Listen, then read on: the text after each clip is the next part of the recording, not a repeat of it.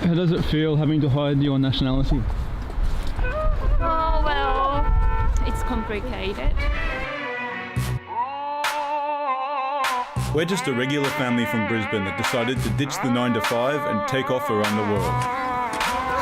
This is not a holiday, it's a new format for living. That's right, it's a new format for living.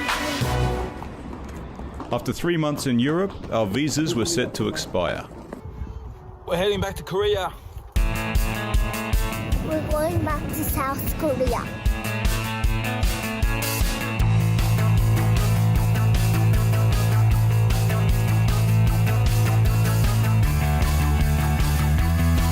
Just arrived in Seoul after a big flight. Kids are absolutely wrecked.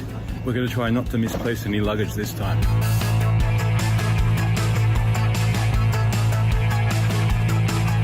Almost there, kids. Almost there. We've left Europe! We're now in Jeju, South Korea. This is known as Korea's Hawaii. Took a few days for us to shake off the jet lag, but we got through that. And now we're going to be here for an entire month. It's really nice to be in one spot for that long. Our apartment was right on the beach, and because we booked it for a month, we got a hefty discount. The houses were traditionally made with thatched roofs, but they've all since been covered with shade cloth-like material. Rock walls still surround most of the houses.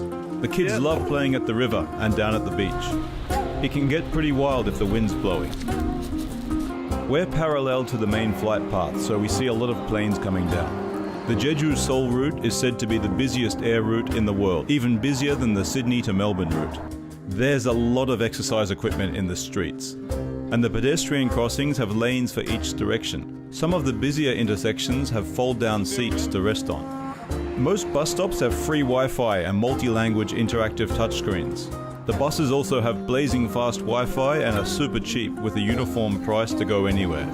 The food is generally very spicy, and there's not much at the restaurants that the kids like. I've taught myself to read Hangul, Korean script, but this doesn't help me understand what it all means. So I downloaded a Korean dictionary for my translation app that I can use offline. Recently, there's been some anti-Japanese sentiment here in South Korea, so my family was worried about us coming here. There have long been tensions between Japan and South Korea, especially in relation to Japan forcing tens of thousands of Korean women into sexual slavery during World War II. Territorial disputes and long-held trade disagreements have made things worse.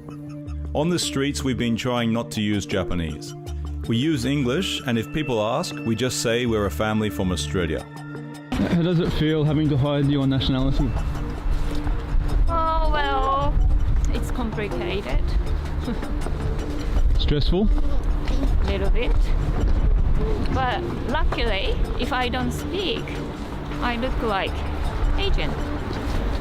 Travel itself is a risk, and traveling with kids seems to heighten this risk, especially in countries where we don't speak the language. Of course, we start by always making sure that we have travel insurance that covers us all. We look for policies with unlimited medical cover. Each adult takes responsibility for one child when we're moving through crowded spaces, and we communicate this clearly so there's no confusion over who's looking after who.